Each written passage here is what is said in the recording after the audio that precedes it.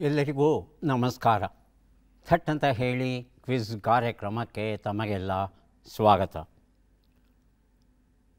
ಒಂದು ಮಹಾಹರಟೆ ಅನ್ನೋ ಹೆಸರಲ್ಲಿ ಒಂದು ಸೊಗಸಾದ ಪುಸ್ತಕ ಕನ್ನಡದಲ್ಲಿದೆ. ಅದುವೇ 10 ವರ್ಷ. 10 ವರ್ಷ ಈ ಒಂದು ಪುಸ್ತಕವನ್ನು ಬರೆದವರು GP ರಾಜರತ್ನಂ ಅವರು. ರಾಜರತ್ನಂ ಅವರು ತಮ್ಮ ಬದುಕಿನ 10 ವರ್ಷಗಳ ಕಥೆ ಏನಿದೆ ಅದನ್ನು ಒಂದು ಮಹಾಹರಟೆ ಅನ್ನೋ ಹೆಸರಲ್ಲಿ ಬರೀತಾರೆ. ಇವರು 1928ರಿಂದ 1938ರವರೆಗಿನ ಅವರ ಬದುಕು, ಪ್ರಧಾನವಾಗಿ ಅವರ ಸಾಹಿತ್ಯ ಚಟುವಟಿಕೆಗಳು ಏನಿದೆ ಅದರ ಪರಿಚಯವನ್ನು ಮಾಡಿಕೊಡ್ತಾರೆ. ಅಲ್ಲಲ್ಲಿ ಅವರ ಬದುಕಿನ ಕೆಲವು ಮುಖಗಳೂ ಸಹ ನಮಗೆ ಕಾಣಿಸ್ತಾ ಹೋಗುತ್ತೆ. ಯಾಕಂದರೆ ಈ 10 ವರ್ಷಗಳ ಅವಧಿ ಏನಿದೆ ಅದು ಬಹಳ ಕಷ್ಟದ ದಿನಗಳಾಗಿದ್ದವು ರಾಜರತ್ನಂ ಅವರ ಪಾಲಿಗೆ. ಹಾಗಾಗಿ ಅದನ್ನು ಬರಿತಾ ಹೋಗ್ತಾರೆ ಈ ಒಂದು ಪುಸ್ತಕದಲ್ಲಿ. 10 ವರ್ಷ ಎನ್ನುವ ಈ ಪುಸ್ತಕದಲ್ಲಿ ತಮ್ಮ ಪೂರ್ವಜರ ಬಗ್ಗೆ ಬರಿತಾ ಹೋಗ್ತಾರೆ. GP ರಾಜ ಅಯ್ಯಂಗಾರ್ ಅನ್ನೋದು ಇವರ ಸರಿಯಾದ ಹೆಸರು. ಈ ರಾಜ ಅಯ್ಯಂಗಾರ್ ಅನ್ನೋದು ರಾಜರತ್ನಂ ಹೇಗೆ ಆಯಿತು ಅನ್ನೋದು ಸಹ ಒಂದು ಬಹಳ ಕುತೂಹಲಕರವಾದಂಥ ಒಂದು ವಿಚಾರ. ಯಾಕೆ ಅಂತ ಹೇಳ್ತಂದರೆ ಇವರ ತರಗತಿಯಲ್ಲಿ ಇದ್ದಂಥ ಒಬ್ಬ ಅಧ್ಯಾಪಕರು ಇವರಿಗೆ ಬೈತಾ ಇರ್ತಾರೆ ಮಕ್ಕಳಿಗೆ. ಅದೊಂದು ಅಭ್ಯಾಸ ಅವರಿಗೆ. ರತ್ನಮುಂಡೆ ಬಂದುಬಿಟ್ಟಿವೆ, ಕೇಳಿದಕ್ಕೆಲ್ಲ ಆಹಾ ಎಷ್ಟು ಚೆನ್ನಾಗಿ ಉತ್ತರ ಕೊಡುತ್ತವೆ ನೋಡಿ, ಹೀಗೆಲ್ಲ ಅಣಕಿಸ್ತಾ ಇರ್ತಾರೆ. ರಾಜರತ್ನಂ ಇದನ್ನೆಲ್ಲ ನೋಡ್ತಾರೆ. ನೋಡಿಬಿಟ್ಟು ಇವರಿಗೆ ಏನಾದರೂ ಮಾಡಿ ಇವರಿಗೆ ಚೂರು ಆಟ ಆಡಿಸ್ಬೇಕಲ್ಲ ಅಂತ ಹೇಳಿ ತಕ್ಷಣ ಏನು ಮಾಡ್ತಾರೆ, ಅವರಿಗೆ ಪರಿಚಯ ಇರ್ತಾರೆ ಗುಮಾಸ್ತಿ ಅವರು, ಅವರ ಹತ್ರ ಹೋಗಿ ಒಂದಷ್ಟು ಒಳ್ಳೆ ಮಾತನಾಡಿ ತಮ್ಮ ಹೆಸರು ಏನು ರಾಜ ಅಯ್ಯಂಗಾರ್ ಅಂತಿತ್ತಲ್ಲ, ಅಲ್ಲಿ ರಾಜ ಆದಮೇಲೆ ರತ್ನಮ್ಮನ್ನು ಸೇರಿಸೋ ಹಾಗೆ ಅವರಲ್ಲಿ ಪ್ರಾರ್ಥಿಸ್ಕೋತಾರೆ. ಮುಂದಿನ ತಿಂಗಳು ರಿಜಿಸ್ಟರ್ ಸಿದ್ಧವಾದಾಗ ಅದರಲ್ಲಿ ರಾಜರತ್ನಂ ಅಂತ ಇರುತ್ತೆ. ಯಥಾ ಪ್ರಕಾರ ಇವರು ಅಧ್ಯಾಪಕರು ತರಗತಿಯಲ್ಲಿ ಹಾಜರಿ ಕೂಗ್ತಾ ಹೇಳ್ತಾರೆ ರಾಜ ಅಯ್ಯಂಗಾರ್ ಅಂತ. ಮುಂದೆನೇ ಕೂತಿರ್ತಾರೆ, ಬಂದಿದ್ದೀನಿ ಸಾರ್ ಹೇಳೋದಿಲ್ಲ, ಹಾಗೇ ಇರ್ತಾರೆ. 2-3 ಸಲ ಕೂಗ್ತಾರೆ, 2-3 ಸಲವೂ ಸುಮ್ಮನೆ ಇರ್ತಾರೆ. ಆಮೇಲೆ ಏನಯ್ಯ ಎದುರುಗಡೆ ಕೂತಿದೀಯಾ, ಹೆಸರು ಕರಿತಾ ಇದ್ದೀನಿ, ಗೊತ್ತಾಗಲ್ವಾ ನಿನಗೆ ಅಂದರೆ, ಸಾರ್ ನೀವು ತಪ್ಪು ಹೆಸರು ಕರಿತಿದ್ದೀರಿ, ಅದು ನನ್ನ ಹೆಸರಲ್ಲ. ಮತ್ತೇನಯ್ಯ ನಿನ್ನ ಹೆಸರು ಅಂತ ಮತ್ತೆ ನೋಡ್ತಾರೆ. ನೋಡಿದ್ರೆ ಅಲ್ಲಿ ರಾಜರತ್ನ ಅಂತ ಬಂದುಬಿಟ್ಟಿದೆ. ಓಹೋ ರತ್ನ ನೀನೇನೋ ಅಂತ ಹೇಳ್ತಾರೆ. ಎಲ್ಲೋ ಒಂದು ಕಡೆಗೆ ಅವರಿಗೆ ಆ ಚುರುಕು ಏನಿದೆ ಆ ಚುರುಕು ಮುಟ್ಟುತ್ತೆ ಅಧ್ಯಾಪಕರಿಗೆ. ಹೀಗೆ GP ರಾಜ ಅಯ್ಯಂಗಾರ್ ಅವರು ರಾಜರತ್ನಂ ಆಗ್ತಾರೆ. ಮುಂದೆ ಕಾಲೇಜಿಗೆ ಸೇರಿದ ಮೇಲೆ ಬಹಳ ಉದ್ದ ಆಯಿತು ಈ ಹೆಸರು ಅಂತ ಹೇಳಿ ಅಯ್ಯಂಗಾರನ್ನು ಬಿಟ್ಟು ರಾಜರತ್ನಂ ಅಂತಲೇ ಪ್ರಸಿದ್ಧಿಗೆ ಹೆಸರನ್ನು ಮಾಡ್ಕೋತಾರೆ. ಅದೇ ಹೆಸರಲ್ಲಿ ಇವತ್ತಿಗೂ ಸಹ ನಮಗೆ ಅವರು ಪರಿಚಿತರಾಗಿದ್ದಾರೆ. ಇವರು ನಮಗೆ ಕೊಟ್ಟಂಥ ಬಹುದೊಡ್ಡ ಕೊಡುಗೆ ಅಂದರೆ ಎಂಡುಕುಡುಕ ರತ್ನ.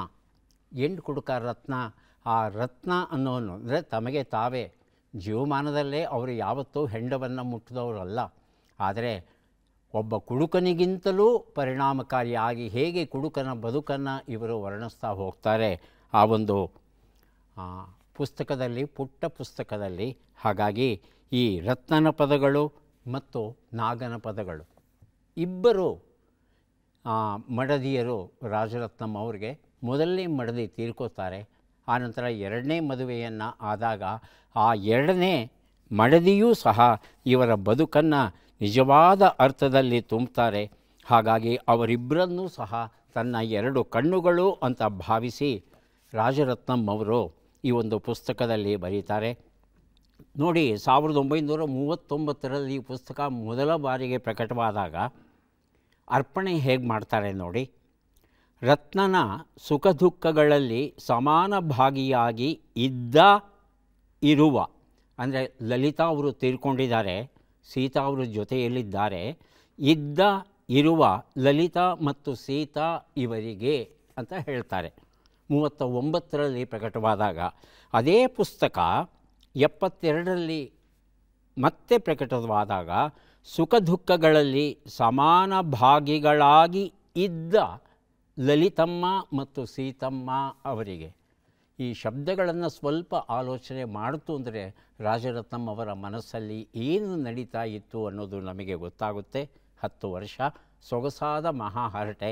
ಒಮ್ಮೆ ನಾವೆಲ್ಲ ಓದೋಣ. ಕಾರ್ಯಕ್ರಮವನ್ನು ಆರಂಭಿಸ್ತಾ ಇದ್ದೇವೆ.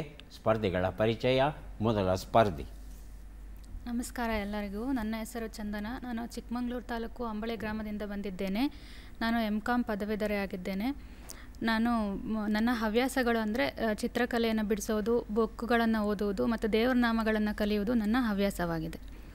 ಬಹಳ ಸಂತೋಷ ಚಂದನ ಅವರೇ. ಕಾರ್ಯಕ್ರಮಕ್ಕೆ ಸ್ವಾಗತ ತಮಗೆ. ಮುಂದಿನ ಸ್ಪರ್ಧಿ. ನಮಸ್ಕಾರ ಎಲ್ಲರಿಗೂ. ನಾನು ತಾರೇಶ್ ಅಂತ, ಹಾಸನ ಜಿಲ್ಲೆ ಆಲೂರು ತಾಲೂಕು ದೇವರಾಜಪುರ ಗ್ರಾಮದಿಂದ ಬಂದಿದ್ದೀನಿ. ನಾನು ವೃತ್ತಿಯಲ್ಲಿ ಪೊಲೀಸ್ ಕಾನ್ಸ್ಟೇಬಲ್ ಆಗಿ ವರ್ಕ್ ಮಾಡ್ತಾಯಿದ್ದೀನಿ. ಜೊತೆಯಲ್ಲಿ ಈಗ ತುಮಕೂರು ಯೂನಿವರ್ಸಿಟಿಯಲ್ಲಿ ಸೋಷಿಯಲ್ ವರ್ಕ್ ಡಿಪಾರ್ಟ್ಮೆಂಟಲ್ಲಿ ಸಂಶೋಧನಾ ಅರ್ಥಿಯಾಗಿ ಸಂಶೋಧನೆಯನ್ನು ಕೈಗೊಂಡಿದ್ದೀನಿ. ಸಂತೋಷ ತಾರೇಶ್. ಸ್ವಾಗತ ಕಾರ್ಯಕ್ರಮಕ್ಕೆ. ನಮ್ಮ ಮೂರನೆಯ ಸ್ಪರ್ಧಿ. ಎಲ್ಲರಿಗೂ ನಮಸ್ಕಾರ. ನನ್ನ ಹೆಸರು ಪೃಥ್ವಿ. ನಾನು ಬೆಂಗಳೂರಿನ ರಾಜರಾಜೇಶ್ವರಿ ನಗರದಿಂದ ಬಂದಿದ್ದೀನಿ. ವೃತ್ತಿಯಲ್ಲಿ ನಾನು ಭರತನಾಟ್ಯ ಕಲಾವಿದೆ. ಅದರ ಜೊತೆಗೆ ದೇವರನಾಮಗಳನ್ನು ಹಾಡುವುದು, ಭಜನೆಗಳನ್ನು ಹಾಡುವುದು ನನ್ನ ಹವ್ಯಾಸವಾಗಿದೆ. ಬಹಳ ಸಂತೋಷ ಪೃಥ್ವಿ ಅವರೇ. ಕಾರ್ಯಕ್ರಮಕ್ಕೆ ಸ್ವಾಗತವನ್ನು ಕೋರ್ತಾ ಇದ್ದೇವೆ ತಮಗೆ. ಮೂವರು ಸಿದ್ಧವಾಗಿದ್ದರೆ ಕಾರ್ಯಕ್ರಮ ಆರಂಭಿಸೋಣ. ಮೊದಲಿಗೆ ನಿಯಮಗಳನ್ನು ಒಮ್ಮೆ ನೋಡಿಬಿಡೋಣ. ಒಟ್ಟು 10 ಪ್ರಶ್ನೆಗಳು. ಮೊದಲು ಬಜರ್ ಒತ್ತಿದವರಿಗೆ ಉತ್ತರ ನೀಡುವ ಅವಕಾಶ. ಪ್ರತಿ ಸರಿ ಉತ್ತರಕ್ಕೆ ಒಂದು ಪುಸ್ತಕ ಬಹುಮಾನ. ಆಯ್ಕೆಗಳು ಬರುವ ಮೊದಲೇ ಬಜರ್ ಒತ್ತಿ ಸರಿ ಉತ್ತರ ನೀಡಿದರೆ 2 ಪುಸ್ತಕ ಬಹುಮಾನ. 100 ಅಂಕ ಗಳಿಸಿದವರಿಗೆ ಒಂದು ಪುಸ್ತಕವನ್ನು ವಿಶೇಷ ಬಹುಮಾನವಾಗಿ ಕೊಡ್ತೇವೆ. ನಕಾರಾತ್ಮಕ ತಂತ್ರಗಳಿಗೆ ಅವಕಾಶವಿಲ್ಲ. ಕಾರ್ಯಕ್ರಮದ ಮೊದಲ ಪುಸ್ತಕ ದೇವರಿಂದ ಫೋನ್, ಕೊಡಗು ಗಣೇಶ್ ಬರೆದಿರುವಂಥದ್ದು. ನಮ್ಮ ಮೊದಲ ಪ್ರಶ್ನೆ. ಹೊಯ್ಸಳ ಹುಲಿಯನ್ನು ಕೊಂದ ದಂತಕತೆ ಯಾರ ಮೇಲಿನ ಗೆಲುವಿನ ಸಂಕೇತ ಆಗಿರಬಹುದು? ಹೇಳಿ ತಾರೇಶ್. ಹೊಯ್ಸಳ ಸಾಮ್ರಾಜ್ಯ ಸ್ಥಾಪಕ ನಳ ಹುಲಿಯನ್ನು ಕೊಂದಿದ್ದು. ಅದು ಕಥೆ. ಅದು ವಾಸ್ತವದಲ್ಲಿ ಏನು ನಡೆದಿರಬಹುದು ಅಂತ ಪ್ರಶ್ನೆ. ದಂತಕಥೆ ಅಂತ ನಾವೇ ಹೇಳಿಬಿಟ್ಟಿದ್ದೀವಿ ಪ್ರಶ್ನೆ ಅಲ್ವಾ? ಆಯ್ಕೆಗಳನ್ನು ನೋಡೋಣ. ಚೇರರು, ಪಾಂಡ್ಯರು, ಚೋಳರು. ಹೇಳಿ ಪೃಥ್ವಿ. ಚೋಳಾಸ್. ಚೋಳ 4. ಆಯ್ಕೆ 4 ಕಳಬ್ರರು. ಉತ್ತರವನ್ನು ನೋಡೋಣ. ಚೋಳರು ಅನ್ನೋದು ಸರಿಯಾದ ಉತ್ತರ. ದೇವರಿಂದ ಫೋನ್ ಎನ್ನುವ ಈ ಒಂದು ಪುಸ್ತಕವನ್ನು ಕೊಟ್ಟಿದ್ದೇವೆ. ಅಂಗಡಿ ಎಂಬ ಗ್ರಾಮದ ವಾಸಂತಿಕಾ ಆಲಯದಲ್ಲಿ ಸುದತ್ತ ಮುನಿಯನ್ನು ಹುಲಿಯಿಂದ ಸಳ ಎನ್ನುವ ಯುವಕ ರಕ್ಷಿಸಿದ ಅನ್ನೋದು ಒಂದು ಕಥೆ. ವಾಸ್ತವದಲ್ಲಿ ಹೀಗೆ ನಡೆದಿತ್ತಾ ಅಂತ ಕೇಳಿದರೆ ಹೆಚ್ಚಿನ ಜನ ಬಹುಶಃ ನಡೆದಿರಲಾರದು ಅಂತ ಹೇಳ್ತಾರೆ. ಆದರೆ ಆ ಲಾಂಛನ ಇದೆಯಲ್ಲ, ಅದು ಹೇಗೆ ಬಂತು ಅಂತ ಕೇಳಿದ್ರೆ ಚೋಳರ ಲಾಂಛನ ಹುಲಿ. ಇಲ್ಲಿ ಹುಲಿಯನ್ನು ಕೊಲ್ತಾ ಇದ್ದಾನೆ ಹೊಯ್ಸಳ.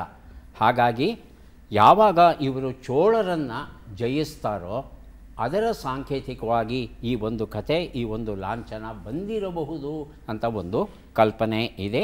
1117ರ ಬೇಲೂರು ಶಾಸನದಲ್ಲಿ ಈ ಒಂದು ಕಥೆಯ ಪ್ರಸ್ತಾಪ ಬರುತ್ತೆ. ನೆನಪಿನ ಸುಳಿಯಲ್ಲಿ GV ಜಯ ರಾಜಶೇಖರ್ ಬರೆದಿರುವಂಥದ್ದು. ಪ್ರಶ್ನೆ. ಅಂತಾರಾಷ್ಟ್ರೀಯ ಲಿಂಗ ಸಮಾನತೆಯ ಪ್ರಶಸ್ತಿಯು ಯಾವ ದೇಶಕ್ಕೆ ದೊರೆತಿದೆ? ಆಯ್ಕೆಗಳನ್ನು ನೋಡೋಣ. Iraq, Iran, Pakistan. ಮೊದಲಿಗೆ ಚಂದನ, ಆನಂತರ ಪೃಥ್ವಿ. ಇರಾನ್ ಅಂತ ಹೇಳ್ತಾ ಇದ್ದಾರೆ. ಆಯ್ಕೆ 2 ಪೃಥ್ವಿ. ಇರಾಕ್. ಆಯ್ಕೆ 4 ಆಫ್ಘಾನಿಸ್ತಾನ. ಉತ್ತರವನ್ನು ನೋಡೋಣ. ಆದರೆ ಸರಿಯಾದ ಉತ್ತರ ಆಫ್ಘಾನಿಸ್ತಾನ ಆಗಿತ್ತು. ಫಿನ್ಲೆಂಡ್ ದೇಶ ಈ ಒಂದು ಪ್ರಶಸ್ತಿಯನ್ನು ನೀಡಿದೆ. ಆಫ್ಘಾನಿಸ್ತಾನದಲ್ಲಿ ಆಫ್ಘನ್ ಮಹಿಳಾ ಕೌಶಲ ಅಭಿವೃದ್ಧಿ ಕೇಂದ್ರ ಈ ರೀತಿಯಾದ ಒಂದು ಸಂಸ್ಥೆಯನ್ನು ತಾಲಿಬಾನ್ ಸ್ಥಾಪಿಸಿದೆಯಂತೆ. ಈ ಒಂದು ಸಂಸ್ಥೆಯಲ್ಲಿ ಹೆಣ್ಣು ಮಕ್ಕಳಿಗೂ ಗಂಡು ಮಕ್ಕಳಿಗೂ ಇಬ್ಬರಿಗೂ ಸಮಾನ ಅವಕಾಶ ಒಂದು ದೊರೆತಿದೆ. ಈ ರೀತಿಯಾದ ಒಂದು ಅವಕಾಶವನ್ನು ಮಾಡಿರ್ತಕ್ಕಂಥ ಈ ಒಂದು ದೇಶಕ್ಕೆ 3 ಲಕ್ಷ ಯೂರೋ. ಇಷ್ಟು ದೊಡ್ಡ ಮೊತ್ತದ ಬಹುಮಾನ ಏನಿದೆ ಆ ಬಹುಮಾನವನ್ನು ಫಿನ್ಲೆಂಡ್ ದೇಶ ನೀಡಿದೆಯಂತೆ ಅಫ್ಘಾನಿಸ್ತಾನಕ್ಕೆ. ಮುಂದಿನ ಪುಸ್ತಕ ಅನುಕ್ಷಣ ಅನುಭವಿಸಿ, ಜಯಪ್ರಕಾಶ್ ನಾಗತಿಹಳ್ಳಿ ಬರೆದಿರುವಂಥದ್ದು. ಪ್ರಶ್ನೆ: 20,000 ಜನರು ಒಮ್ಮೆಲೇ ಧ್ಯಾನ ಮಾಡಬಹುದಾದ ಸ್ವರವೇದ ಮಹಾಮಂದಿರ್ ಯಾವ ನಗರದಲ್ಲಿ ಆರಂಭವಾಯಿತು? ಆಯ್ಕೆಗಳನ್ನು ನೋಡೋಣ. ವಾರಾಣಸಿ, ಮಥುರಾ, ಉಜ್ಜಯಿನಿ, ಅಯೋಧ್ಯೆ. ಮೊದಲಿಗೆ ಬರೆದಿರುತ್ತಿದ್ದಾರೆ ಚಂದನ, ಆನಂತರ ತಾರೇಶ್. ವಾರಣಾಸಿ. ವಾರಣಾಸಿ ಅಂತ ಹೇಳ್ತಾ ಇದ್ದಾರೆ. ಆಯ್ಕೆ 1. ತಾರೇಶ್? ಮಥುರಾ. ಉತ್ತರವನ್ನು ನೋಡೋಣ. ವಾರಾಣಸಿ ಅನ್ನೋದು ಸರಿಯಾದ ಉತ್ತರ. ಅನುಕ್ಷಣ ಅನುಭವಿಸಿ ಈ ಪುಸ್ತಕವನ್ನು ಚಂದನ ಅವರಿಗೆ ಕೊಟ್ಟಿದ್ದೇವೆ.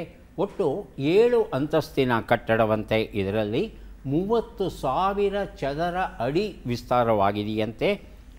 ಈ ಗೋಡೆಗಳು ಏನಿದೆ, ಈ ಒಂದು ಕಟ್ಟಡದ ಗೋಡೆಗಳು ಏನಿದೆ ಅಲ್ಲೆಲ್ಲ ವೇದಸ್ವರಗಳನ್ನು ಕೆತ್ತಿದಾರಂತೆ. ಒಟ್ಟಲ್ಲಿ ಭಾರತೀಯ ಸಂಸ್ಕೃತಿಯ ಪ್ರತೀಕವಾಗಿದೆಯಂತೆ ಈ ಒಂದು ಕಟ್ಟಡ.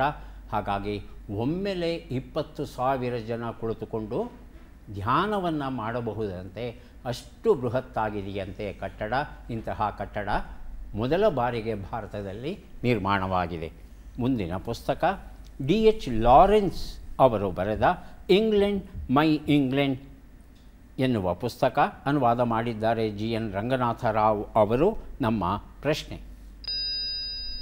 ಕಿತ್ತೂರು ಚೆನ್ನಮ್ಮ ಚಿತ್ರದಲ್ಲಿ ಬಳಸಲಾದ ತನು ಕರಗದವರಲ್ಲಿ ಪುಷ್ಪವ ಒಲ್ಲೆಯಯ್ಯ ನೀನು, ಈ ಗೀತೆಯನ್ನು ಯಾರು ಬರೆದರು ಅಂತ ತಿಳ್ಕೋಬೇಕಾಗಿದೆ. ಆಯ್ಕೆಗಳನ್ನು ನೋಡೋಣ. ಹೇಳಿ ತಾರೇಶ್. ಸರ್ ನೆಕ್ಸ್ಟ್ ಆಪ್ಷನ್ ಬರಲಿ ಸರ್. ಆಯ್ಕೆಗಳಿಗೆ ಬರೋವರೆಗೂ ಕಾಯಬೇಕು. ಅಲ್ಲ, ಫಸ್ಟ್ ಆಪ್ಷನ್ ಬಂತಲ್ಲ ಸರ್. ಭೈರವಿ ಬ್ರಾಹ್ಮಣಿ ಅಲ್ಲ, ಸರ್. ಮುಂದಿನದು ಬೇಕು. ಬೇಕು ಅಂದರೆ ಕಾಯಬೇಕು. ಮೊದಲೇ ಬಜರ್ ಒತ್ತಬೇಡಿ. ಸರಿ ಸರ್. ಚಂದನ, ಪೃಥ್ವಿ, ಆಯ್ಕೆಗಳನ್ನು ನೋಡೋಣವಾ?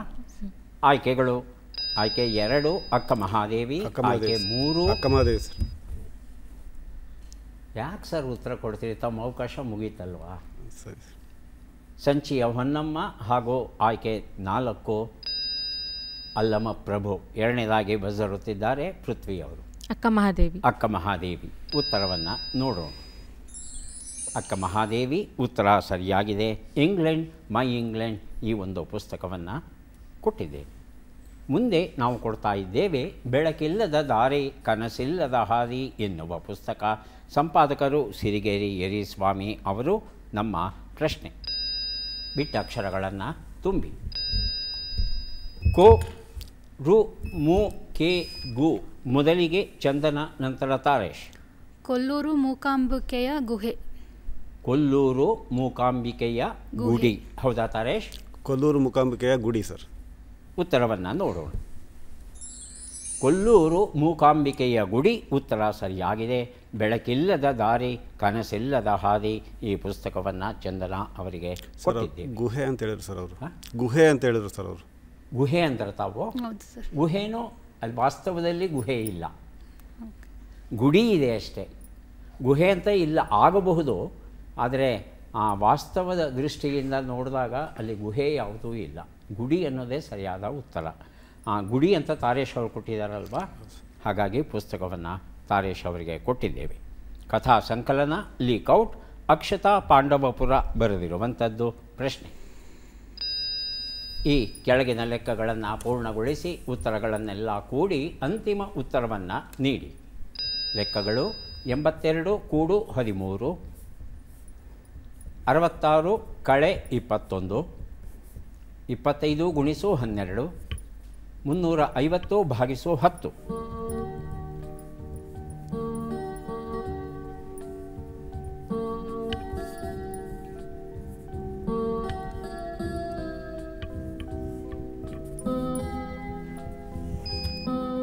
ಬಜರ್ ಮೊದಲಿಗೆ ಒತ್ತಿದ್ದಾರೆ ಪೃಥ್ವಿ. ಅಂತಿಮ ಉತ್ತರ 475. 475. ತಾರೇಶ್ ಮತ್ತು ಚಂದನ ಉತ್ತರವನ್ನು ನೋಡ್ತಾ ಹೋಗೋಣ. ಒಂದು ಉತ್ತರ 95, 45 300 35 ಎಲ್ಲವನ್ನು ಕೂಡಿದ್ರೆ 4 7 5 ಸರಿಯಾದ ಉತ್ತರ ಬಂದಿದೆ. ಪೃಥ್ವಿ ಈ ಉತ್ತರವನ್ನು ಕೊಟ್ಟಿದ್ದಾರೆ. ಲೀಕ್ಔಟ್ ಕಥಾ ಸಂಕಲನ ಕೊಟ್ಟಿದ್ದೇವೆ. ಸುಭಾಷ್ ಸ್ಮರಣೆ ಬೃಹತ್ ಪುಸ್ತಕ ಸಂಕಲನ UN ಸಂಗನಾಳ ಮಠ್ ಅವರಿಂದ ನಮ್ಮ ಪ್ರಶ್ನೆ. ಈ ಯುನೆಸ್ಕೋ ಭಾರತೀಯ ವಿಶ್ವ ಪರಂಪರೆಯ ತಾಣವನ್ನು ಗುರುತಿಸಿ ಚಿತ್ರವನ್ನು ನೋಡೋಣ.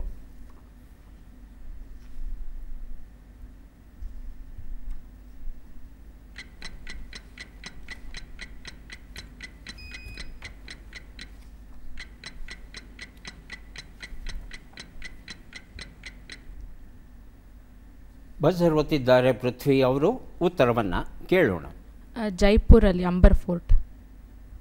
ಜೈಪುರದಲ್ಲಿ ಅಂಬರ್ ಫೋರ್ಟ್ ಕೋಟೆ, ಅಂಬರ್ ಕೋಟೆ ಅಂತ ಹೇಳ್ತಾ ಇದ್ದಾರೆ. ತಾರೇಶ್ ಮತ್ತು ಚಂದನ ಆಯ್ಕೆಗಳು ಕೊಡಲ?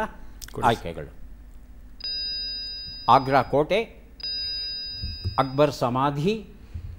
ಹೇಳಿ ಚಂದನ. ಅಕ್ಬರ್ ಸಮಾಧಿ. ಆಯ್ಕೆ 3 ಫತೇಪುರ್ ಸಿಕ್ರಿ. ಆಯ್ಕೆ 4 ಹುಮಾಯೂನ್ ಸಮಾಧಿ. ಉತ್ತರವನ್ನು ನೋಡೋಣ. ಫತೇಪುರ್ ಸಿಕ್ರಿ ಅನ್ನೋದು ಸರಿಯಾದ ಉತ್ತರ ಆಗಿತ್ತು. ಉತ್ತರ ಪ್ರದೇಶದಲ್ಲಿದೆ. 1986ರಲ್ಲಿ ಇದು ವಿಶ್ವ ಪರಂಪರೆಯ ತಾಣಕ್ಕೆ ಸೇರುತ್ತೆ. ನಾವು ಚಿತ್ರದಲ್ಲಿ ನೋಡ್ತಾ ಇರೋ ರಚನೆ ಏನಿದೆ ಇದನ್ನು ಬುಲಂದ್ ದರ್ವಾಜ ಅಂತ ಕರೀತೇವೆ. ಇದು ಜಗತ್ತಿನಲ್ಲಿಯೇ ಅತ್ಯಂತ ಎತ್ತರದ ಬಾಗಿಲು ಅನ್ನೋ ಒಂದು ಪ್ರಸಿದ್ಧಿಯನ್ನು ಗಳಿಸ್ಕೊಂಡಿದೆ. ಇಲ್ಲಿ ಅಕ್ಬರ್ ಕಟ್ಟಿಸ್ತಾನೆ, ಆದರೆ ನೀರಿನ ಕೊರತೆ ಅನ್ನೋ ಕಾರಣದಿಂದ ಈ ಸ್ಥಳವನ್ನು ಬಿಟ್ಟು ಮತ್ತೆ ದಿಲ್ಲಿಗೆ ತನ್ನ ರಾಜಧಾನಿಯನ್ನು ವರ್ಗಾಯಿಸ್ತಾನೆ. ಮುಂದಿನ ಪುಸ್ತಕ ಪಾಶ್ಚಾತ್ಯ ಸಣ್ಣ ಕಥೆ ಮತ್ತು ಇತರ ಅನುವಾದಗಳು, ಗೋಪಾಲಕೃಷ್ಣ ಅಡಿಗ ಅವರು ಬರೆದಿರುವಂಥದ್ದು. ಪ್ರಶ್ನೆ: ಈ ಅಕ್ಷರಗಳನ್ನು ಸರಿಯಾಗಿ ಜೋಡಿಸಿ. ಅಕ್ಷರಗಳು: ಮ, ಮಾ, ಲಿ, ಲಿ, ನೆ, ತ್ರ, ಯ, ಇ.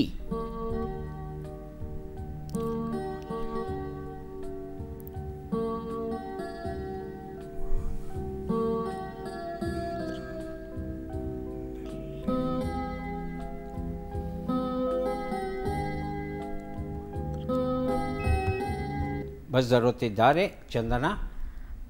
ಮನೆಯಲ್ಲಿ ಮಾತ್ರ ಇಲಿ. ಮನೆಯಲ್ಲಿ ಮಾತ್ರ ಇಲಿ. ತಾರೇಶ್ ಸೇಮ್ ಅದೇ ಉತ್ತರ. ಉತ್ತರವನ್ನು ನೋಡೋಣ. ಮನೆಯಲ್ಲಿ ಮಾತ್ರ ಇಲಿ, ಬೀದಿಯಲ್ಲಿ ಮಾತ್ರ ಹುಲಿ. ಉತ್ತರ ಸರಿಯಾಗಿದೆ. ಪಾಶ್ಚಾತ್ಯ ಸಣ್ಣ ಕತೆ. ಈ ಒಂದು ಪುಸ್ತಕವನ್ನು ಚಂದನ ಅವರಿಗೆ ಕೊಟ್ಟಿದ್ದೇವೆ. ಈಗ ನಾವು ಬಂದಿದ್ದೇವೆ 3 ಪುಸ್ತಕಗಳನ್ನು ಪಡೆಯೋದಕ್ಕೆ. ಪದಬಂಧ ಸುಳುಹುಗಳನ್ನು ನೋಡೋಣ. ಪೂರ್ಣ ವಿಶ್ರಾಂತಿ, ಹುಣ್ಣಿಮೆ, ಉದ್ದೇಶ, ಅಭಿಪ್ರಾಯ.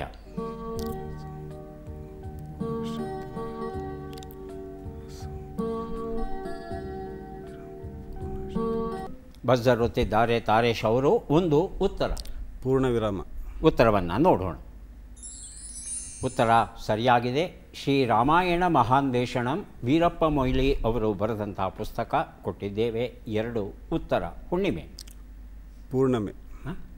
ಪೂರ್ಣಮೆ. ಸ್ಪಷ್ಟವಾಗಿ ಹೇಳಿ. ಪೂರ್ಣಮಿ. ಪೂರ್ಣಮಿ ಅಂತ ಅಥವಾ ಪೌರ್ಣಮಿ ಅಂತ ಬರುತ್ತೆ. ಅಥವಾ ಅಲ್ಲ, ಯಾವ್ದಾದ್ರು ಒಂದು ಉತ್ತರ ಕೊಡಿ. ಪೌರ್ಣಮಿ ಸರ್. ಪೌರ್ಣಮಿ. ಉತ್ತರವನ್ನು ನೋಡೋಣ. ಪೌರ್ಣಮಿ ಉತ್ತರ ಸರಿಯಾಗಿದೆ. ಪ್ರೊಫೆಸರ್ ಡಿ ಲಿಂಗಯ್ಯ ಅವರ ಜೀವನ ಮತ್ತು ಸಾಹಿತ್ಯ ಸಾಧನೆ ಪುಸ್ತಕ ಕೊಟ್ಟಿದ್ದೇವೆ. 3 ಉತ್ತರ. ಉದ್ದೇಶ, ಅಭಿಪ್ರಾಯ. ಪೃಥ್ವಿ ಅವರು ಸಹ ಬಜರ್ ಒತ್ತಿದ್ದಾರೆ. ತಾವು ಉತ್ತರ ಕೊಡಲಿಲ್ಲ ಅಂದರೆ ಅವ್ರನ್ನ ಕೇಳ್ತೇನೆ. ಪೃಥ್ವಿ. 3ನೇದು ಮಧ್ಯದಕ್ಷರ ರಾ. ಉದ್ದೇಶ, ಅಭಿಪ್ರಾಯ ಎನ್ನುವ ಅರ್ಥವನ್ನು ಕೊಡುವ 3 ಅಕ್ಷರದ ಶಬ್ದ. ಉತ್ತರವನ್ನು ನೋಡೋಣ. ಇರಾದೆ ಅನ್ನೋದು ಸರಿಯಾದ ಉತ್ತರ ಆಗಿತ್ತು. ಚಟ್ಪಟ್ ಚಿನ್ಕುರಳಿ. ಕೊನೆಯ ಘಟ್ಟಕ್ಕೆ ಬಂದಿದ್ದೇವೆ. ಮೊದಲ ಅವಕಾಶ ಚಂದನ ಅವರಿಗೆ. ಸಿದ್ಧವಾಗಿದ್ದರೆ ಪ್ರಶ್ನೆಗಳನ್ನು ಆರಂಭಿಸ್ತೇವೆ. ಮೊದಲ ಪ್ರಶ್ನೆ: ತುಟಿ ಮೀರಿದ ಹಲ್ಲು ಎನ್ನುವ ನುಡಿಗಟ್ಟಿನ ಅರ್ಥವೇನು? ಮಿತಿ ಮೀರಿದ ವ್ಯಕ್ತಿ, ಅಧಿಕ ಪ್ರಸಂಗಿ. ಅಧಿಕ ಪ್ರಸಂಗಿ. ಮುಂದಿನ ಪ್ರಶ್ನೆ: ಕಂಠ ಪ್ರದೇಶದಲ್ಲಿರುವ ಗಾಳಿ ಎಂಬ ಅರ್ಥವನ್ನು ಕೊಡುವ ಶಬ್ದ ಯಾವುದು? ಉದಾನ, ಪ್ರಧಾನ? ಉದಾನ. ಮುಂದಿನ ಪ್ರಶ್ನೆ. ಅಶ್ವಿನಿ ಕುಮಾರರು ಯಾವ ಹೆಸರಿನ ರಾಕ್ಷಸರಾಗಿ ಭೂಮಿಯ ಮೇಲೆ ಹುಟ್ಟಿದರು? ಅಹಿರಾವಣ, ಮಹಿರಾವಣ, ಶುಂಭ, ನಿಶುಂಭ? ಶುಂಭ, ನಿಶುಂಭ. ಮುಂದಿನ ಪ್ರಶ್ನೆ. ಈ ಗಾದೆಯನ್ನು ಪೂರ್ಣಗೊಳಿಸಿ. ಸಾಲಗಾರ ಸುಮ್ಮನಿದ್ರೂ ಇಸ್ಕೊಂಡಿರೋನು ಸುಮ್ಮನೆ ಇರೋಲ್ಲ. ಮುಂದಿನ ಪ್ರಶ್ನೆ. ಈ ಒಗಟನ್ನು ಬಿಡಿಸಿ. ಒಳಗೆರೆಯಲ್ಲಿ ಹುಟ್ಟಿತು, ಗರಿ ಬೆಳ್ಳಗಾಯಿತು, ಪಟ್ಟಣಕ್ಕೋಯ್ತು, ನನ್ನ ಕಂಡು ಹಿಂದೆನೇ ಬಂತು. ಉತ್ತರವನ್ನು ನೋಡ್ತಾ ಹೋಗೋಣ. ಒಂದು ಉತ್ತರ. ತುಟಿ ಮೀರಿದ ಹಲ್ಲು, ಮಿತಿ ಮೀರಿದ ವ್ಯಕ್ತಿ. ಎರಡನೇ ಪ್ರಶ್ನೆಗೆ ಉತ್ತರ ಉದಾನ ಆಗಿತ್ತು, ತಾವು ಕೊಟ್ಟಿದ್ದೀರಾ? ಉದಾನ. ಮೂರನೇ ಪ್ರಶ್ನೆಗೆ ಉತ್ತರ ಅಹಿರಾವಣ, ಮಹಿರಾವಣ ಆಗಿತ್ತು, ಶುಂಭ ನಿಶುಂಭ ಅಂತ ಹೇಳಿದಿರಿ. ನಾಲ್ಕನೇ ಪ್ರಶ್ನೆಗೆ ಉತ್ತರ ಸಾಲಗಾರ ಸುಮ್ಮನಿದ್ದರೂ ಸಾಕ್ಷಿದಾರ ಸುಮ್ಮನಿರಲಾರ ಅನ್ನೋದು ಸರಿಯಾದ ರೂಪ. ಐದನೇ ಪ್ರಶ್ನೆಗೆ ಉತ್ತರ ಇದು ಕೇದಿಗೆ ಹೂವಿನ ವರ್ಣನೆ ಆಗಿತ್ತು. ಒಂದು ಸರಿ ಉತ್ತರ ಕೊಟ್ಟಿದ್ದೀರಾ? Yes sir. ಆಹಾರ ಭಾಗ್ಯ ಈ ಒಂದು ಪುಸ್ತಕವನ್ನು ತಮಗೆ ಕೊಟ್ಟಿದ್ದೇವೆ. ತಾರೇಶ್, ಆರಂಭಿಸಬಹುದಾ? ಮೊದಲ ಪ್ರಶ್ನೆ. ತುಟಿ ಮೀರಿದ ಹೆಣ್ಣು ಎನ್ನುವ ನುಡಿಗಟ್ಟಿನ ಅರ್ಥವೇನು? ಹದ್ದು ಮೀರಿ ಮಾತನಾಡುವವಳು, ಅಹಂಕಾರದಿಂದ ವರ್ತಿಸುವವಳು. ಹದ್ದು ಮೀರಿ ಮಾತನಾಡುವವಳು. ಮುಂದಿನ ಪ್ರಶ್ನೆ. ಬಾನಿನಲ್ಲಿ ಬೆಳ್ಳಗೆ ಕಾಣುವ ತಾರಾಪಥ ಎಂಬ ಅರ್ಥವನ್ನು ಕೊಡುವ ಶಬ್ದ ಯಾವುದು? ಆಕಾಶಗಂಗೆ, ಪಾತಾಳಗಂಗೆ? ಆಕಾಶಗಂಗೆ. ಮುಂದಿನ ಪ್ರಶ್ನೆ. ಅಖುರತ, ಆಖುರತ ಯಾರು? ಗಣಪತಿಯ, ಷಣ್ಮುಖನ? ಷಣ್ಮುಖ. ಮುಂದಿನ ಪ್ರಶ್ನೆ. ಈ ಗಾದೆಯನ್ನು ಪೂರ್ಣಗೊಳಿಸಿ. ಹಲ್ಲಿರುವ ತನಕ ಊಟ. ಮುಂದಿನ ಪ್ರಶ್ನೆ. ಈ ಒಗಟನ್ನು ಬಿಡಿಸಿ. ಕೈಯಿಲ್ಲ, ಕಾಲಿಲ್ಲ, ಮೈಯೆಲ್ಲ ಕಣ್ಣಿದೆಯಲ್ಲ, ನವಿಲು ಮಾತ್ರ ತಾನಲ್ಲ.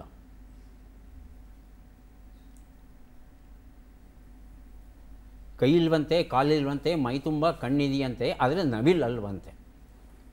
ಉತ್ತರವನ್ನು ನೋಡ್ತಾ ಹೋಗೋಣ. ಒಂದು ಉತ್ತರ ತುಟಿ ಮೀರಿದ ಹೆಣ್ಣು, ಹದ್ದು ಮೀರಿ ಮಾತನಾಡುವವಳು ಸರಿಯಾಗಿದೆ. ಎರಡು ಉತ್ತರ ಬಾನಿನಲ್ಲಿ ಬೆಳ್ಳಗೆ ಕಾಣುವ ತಾರಾಪಥ, ಆಕಾಶಗಂಗೆ ಸರಿಯಾಗಿದೆ. ಮೂರು ಉತ್ತರ ಆಖುರತ ಗಣಪತಿ ಆಗಿತ್ತು, ಷಣ್ಮುಖ ಅಂತ ಹೇಳಿದ್ರಿ. ನಾಲ್ಕನೇ ಪ್ರಶ್ನೆಗೆ ಉತ್ತರ ಹಲ್ಲಿರುವ ತನಕ ಊಟ, ಕಣ್ಣಿರುವ ತನಕ ನೋಟ. ಐದನೇ ಪ್ರಶ್ನೆಗೆ ಉತ್ತರ ಇದು ಜರಡಿಯ ವರ್ಣನೆ ಆಗಿತ್ತು. ಎರಡು ಸರಿ ಉತ್ತರ ಕೊಟ್ಟಿದ್ದೀರಾ. ಎರಡು ಪುಸ್ತಕಗಳನ್ನು ತಮಗೆ ಕೊಡ್ತಾ ಇದ್ದೇವೆ. ಪೃಥ್ವಿಯವರು ಸಿದ್ಧವಾಗಿದ್ದರೆ ಪ್ರಶ್ನೆಗಳನ್ನು ಆರಂಭಿಸ್ತೇವೆ. ಮೊದಲ ಪ್ರಶ್ನೆ. ತುಟಿ ಮೇಲಿನ ಮಾತು ಎನ್ನುವ ನುಡಿಗಟ್ಟಿನ ಅರ್ಥವೇನು? ಮನಃಪೂರ್ವಕವಾದ ಮಾತು, ಮನಃಪೂರ್ವಕ ಅಲ್ಲದ ಮಾತು. ಮನಃಪೂರ್ವಕವಲ್ಲದ ಮಾತು. ಮುಂದಿನ ಪ್ರಶ್ನೆ. ಅತ್ತಿಯ ಮರ ಎಂಬ ಅರ್ಥವನ್ನು ಕೊಡುವ ಶಬ್ದ ಯಾವುದು? ಉದುಂಬರ, ಶಾಕಾಂಬರ? ಉದುಂಬರ. ಮುಂದಿನ ಪ್ರಶ್ನೆ. ಭೀಮನನ್ನು ಯಾರು ಹೆಬ್ಬಾವಿನ ರೂಪದಲ್ಲಿ ಸೋಲಿಸಿ ಬಂಧಿಸಿದರು? ನಹುಷ, ಆತ್ರೇಯ? ಆತ್ರೇಯ. ಮುಂದಿನ ಪ್ರಶ್ನೆ. ಈ ಗಾದೆಯನ್ನು ಪೂರ್ಣಗೊಳಿಸಿ. ಮಣದಷ್ಟು ಮಾತಿಗಿಂತ. ಮುಂದಿನ ಪ್ರಶ್ನೆ. ಈ ಒಗಟನ್ನು ಬಿಡಿಸಿ.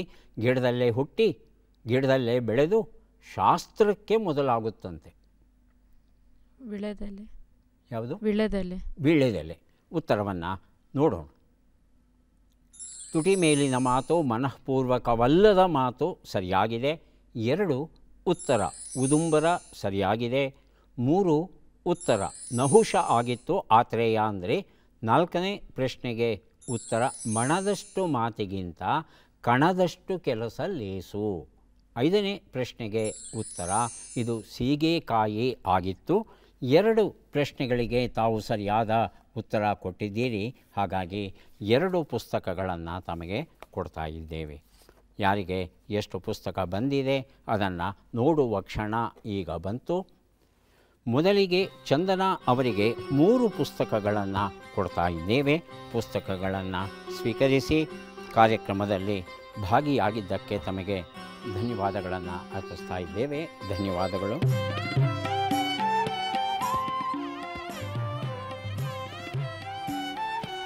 ತಾರೇಶ್ ಅವರಿಗೆ 5 ಪುಸ್ತಕ ದೊರೆಯುತ್ತಾ ಇದೆ. ಸ್ವೀಕರಿಸಿ.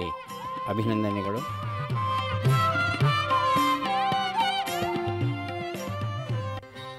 ಪೃಥ್ವಿ ಅವರಿಗೂ ಸಹ 5 ಪುಸ್ತಕ ದೊರೆಯುತ್ತಾ ಇದೆ. ಸ್ವೀಕರಿಸಿ. ಅಭಿನಂದನೆಗಳು.